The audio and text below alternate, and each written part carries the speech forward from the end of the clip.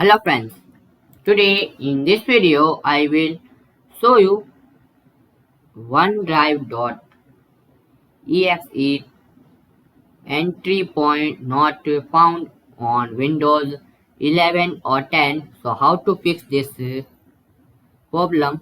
So firstly you need to search this command line. If you comment, I will give in description box. So comment me this. Need to search this line. So just copy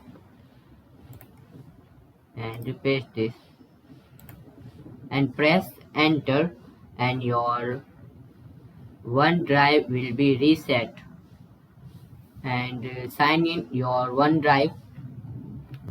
And second way to fix this problem, so firstly search cmd. Now right click on command prompt, click on run as administrator. It asks permission, so click on yes. Now here we need to type this command line sfc space slash scan